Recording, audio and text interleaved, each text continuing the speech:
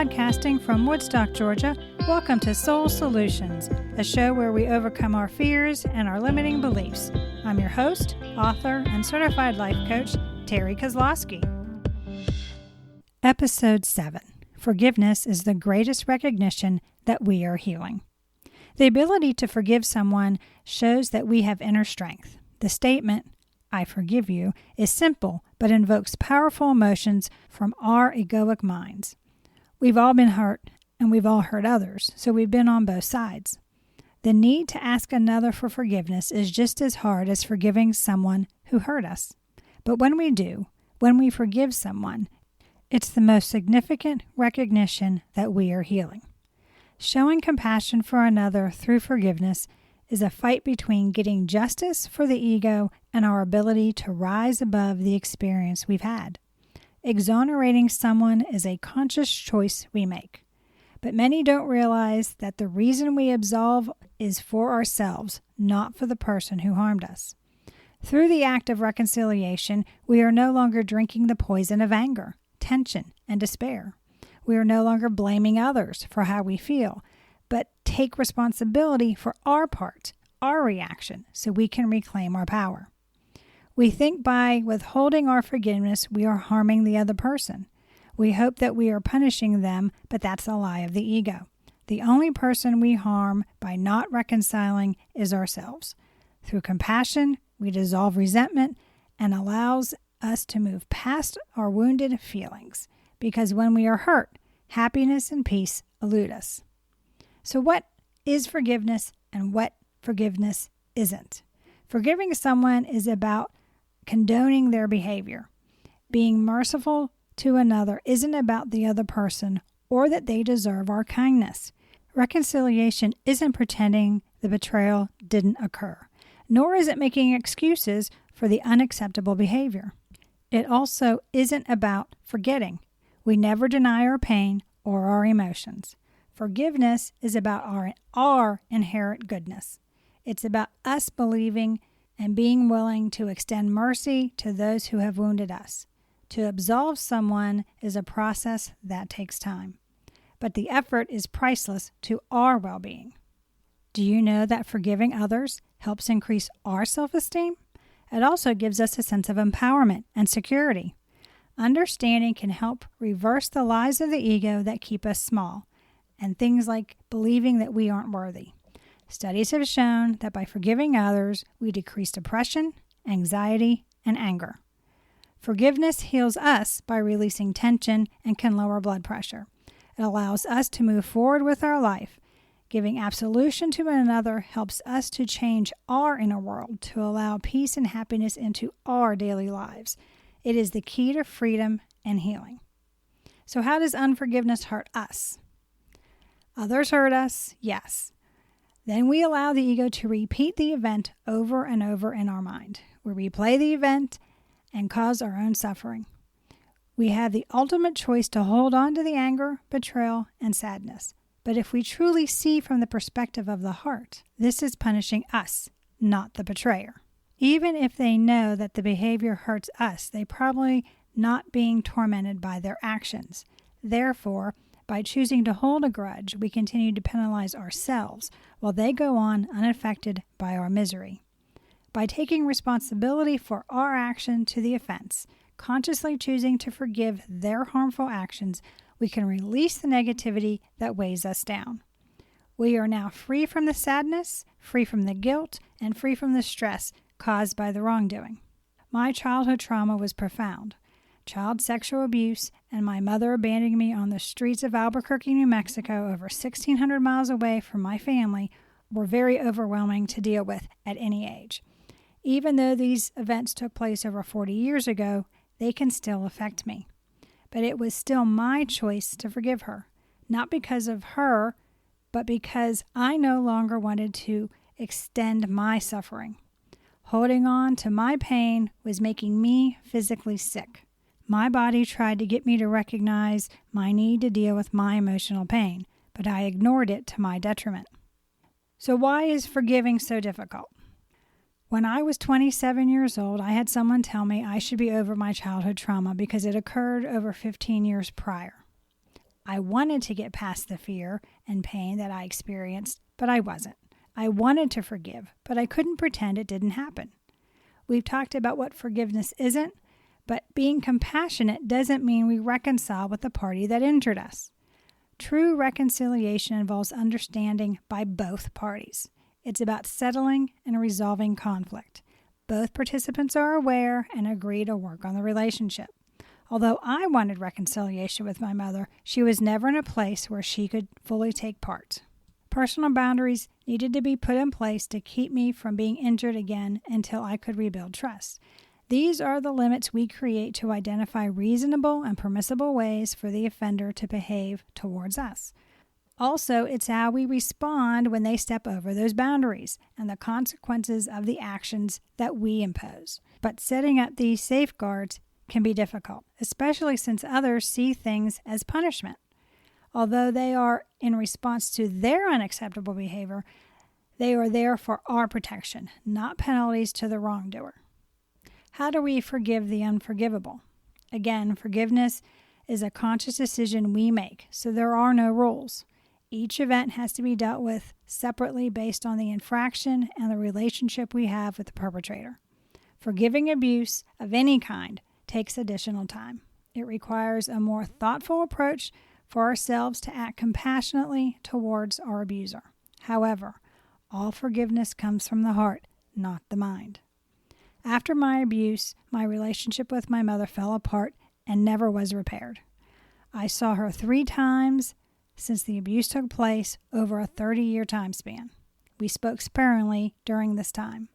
I wanted 2 things from her: an acknowledgement of what she did and the answer to the ultimate question, why? I thought that if I had these 2 things, I would have closure and would be able to forgive. What I discovered was my suffering didn't affect her. She moved on. She was still an addict, and even when I saw her, she wouldn't admit her betrayal. So for me to have peace, I forgave her anyway. By forgiving my mother, the resentment, unworthiness, and disempowering feelings I had were released. Slowly, I felt better physically as my body was no longer holding on to all that emotional pain. I realized that my worthiness had nothing to do with my mother. I had empowered myself by setting personal boundaries. Closure is an excuse of the ego. After I forgave my mother, closure still eluded me. But through the exonerating process, I could hope for reconciliation. Until the day I found out she died, I hoped for closure. After she passed, I realized my ego used the idea of closure to hold me back. We all want an official end to whatever the story we tell ourselves. I wanted a happy ending to the tale about my mother. She died all alone in a state hospital. It took coroner 2 months to find my sister because my mother said she had no next of kin. Not the ending I wanted. So, do I let my egoic mind wreak havoc and plague me with internal suffering? Or do I reframe the ending into something I can use to help me grow?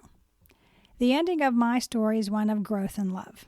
My mother, in her own way, acknowledged the pain she caused me. We had 1 phone conversation where she admitted her part in my trauma. As for the question of why, she's an addict. Not an excuse for her behavior, but the answer to the question. Addicts do what they do to get their necks fixed, no matter who it hurts, even themselves. So through my compassion for my mother, I was able to forgive her. The end of the story is not how I hoped, but I accept it for what it is. Her ending, my loving response, so I can grow and move forward. How do we move from forgiveness into healing? We all have stories about our pain. The egoic mind replays these scenes, which perpetuates our suffering. For us to move past the discomfort and grow, we need to dig deep and feel all the emotions so we can get to the root of the agony. The anger, the loneliness, the unworthiness, and the grief need to arise from within us. We need to deal with all our uncomfortable feelings. We need to allow the tears to flow so we can empty out all the pent-up emotions to allow a space for peace to enter our lives. We can journal or write a letter, don't send it, as a way to express our negative feelings in a safe manner. By transferring these viewpoints from our minds onto the page, we can release them from our bodies as well. This act of letting go allows compassion to fill our hearts. Be patient through the process. Forgiving abuse in any form can take a while. With my mother, it came in stages. But over time, my willingness to be free from the suffering, I was able to feel genuine compassion towards her. This benevolence was the most significant sign that I was healing from the trauma she caused. We need to develop empathy because it helps the healing process. Empathy is the ability to understand the feelings of another. Let's be clear, it's not about understanding why someone did something, only that we can understand how they feel. My compassion for my mother allowed me to see that she was more than her actions towards me. By looking at the details of her life, I can comprehend her better. She was an Athabascan Indian from Fort Yukon, Alaska, 8 miles inside the Arctic Circle. She spent the first 16 years of her life as the eldest daughter in a very harsh environment before her mom, a widow with 16 children, gave the 3 oldest girls up for adoption. She left everything she had known and entered what she called the white man's world. She and her sisters hadn't ever seen running water or electricity. She told me they spent their first night in their new home watching the toilet water go down when it was flushed and playing with the light switch. But it gets worse. My mother's adoptive parents physically abused her. She was an alcoholic before she married my father. She divorced him to be in a physically abusive relationship. Then she was raped while visiting a friend in New York City. Anyone can empathize with her story. Although it doesn't excuse her from the harm she caused me, I can sympathize with her suffering and her wounds. Choose to do no harm. When others injure us, we have to make a conscious choice not to gossip about them. We don't have to say pleasant things, but we can't talk negatively about them. We want to keep the ego from enacting its own form of justice, which causes us to become less of our authentic selves. We don't want to harm another because we are reacting from a place of pain and fear. We want to choose to live from our compassionate heart, not our egoic mind. We can do this by remembering who we really are, by recognizing our differences and accepting them. We are each uniquely and wonderfully made. Let's celebrate our common humanity and see everyone as worthy of love, because we are. Choose to respond with love in all situations. By doing so, we allow compassion to be expressed to everyone, even those who hurt us. Extend kindness and courtesy to others, even those we think are undeserving. By showing these small acts of mercy, we build our heart muscle and our ability to forgive others more easily. As we heal, we see meaning in our suffering. When we look for the lesson we are to learn from any experience, we can derive purpose from the incident. This lesson allows us to overcome any despair because we see the meaning. We can see how our suffering has positively changed us. Even during my suffering, I could see that I was learning to take responsibility and find a way out of the circumstances I found myself in. I learned to cope under challenging conditions. Looking back, I can see the resilience in myself. Although I didn't see it for a long time, I was courageous for an 11-year-old. The injustice of my trauma doesn't get diminished by my forgiving my mother. It shows that despite the harrowing experience, I can take the pain and the fear and transform it. I did so by choosing to use my story to help others overcome. We all can find meaning in our pain, and in doing so, we allow our resilience to rise from within ourselves. We empower ourselves to speak our truth. We can show the world that despite our pain, we choose to forgive, and by doing so, we show others how to choose love. Forgiving ourselves is a part of the healing process. We are all hardest on ourselves, but being compassionate is a part of our self-care. Self-forgiveness is the ability to honor ourselves for the person we are becoming. We all need to soften our hearts towards ourselves. Although I had forgiven my mother, it took me longer to forgive myself for allowing the fear to be so controlling in my life. But I had to see that my reactions were just that, reactions based on my fear. Once I awoke to the awareness of my reactions, I could change them. Guilt is a massive factor in our inability to forgive others, but guilt is a burden we choose to carry. Somewhere along our journey, we accidentally picked it up, but we can throw it away right now. Self-forgiveness increases our self-love, self-acceptance, as well as the compassion for humanity. When we can see ourselves in others and vice versa, we can forgive more readily. Moving forward by developing a forgiving heart. Some people never forgive and never forget. They remain victims. They continually identify with their pain, which affects all aspects of their lives. By letting go and forgiving, we reclaim our power. As we overcome our suffering, we learn to grow. We become more understanding and gain humility, courage, and love towards others. Many people find it hard to believe that I forgave my mother for the trauma she caused. I was able to open my heart and shed the pain by putting love in its place. I had to repeat this process with her many times over, but I was able to do it. And by doing so, transform my trauma into love for her. Forgiving others is a skill we all can learn. It requires building the heart muscle of compassion and empathy.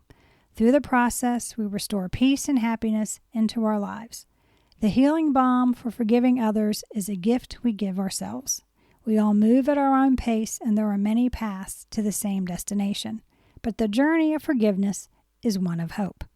And through compassion for others and ourselves, we can change how the past affects our future. Choose to forgive and allow peace and happiness to enter your life. As we become more conscious of our pain, we can learn to forgive others and make space for peace and happiness in our lives. Do you need support to help you in forgiving yourself and others? Do you want a strategy to help you overcome the ego's limiting beliefs and live a successful life? If so, please reach out to me at terrykozlowski.com and we can put together an action plan for you to create the life you desire. Please join us next week as we discuss how no one knows enough to be cynical. Thanks for listening to Soul Solutions with Terry Kozlowski. If you'd like the show and want to learn more, check out terrykozlowski.com where you can find the links to everything we talked about in this episode. Please subscribe to the show so you'll never miss an episode as we overcome our fears and our limiting beliefs.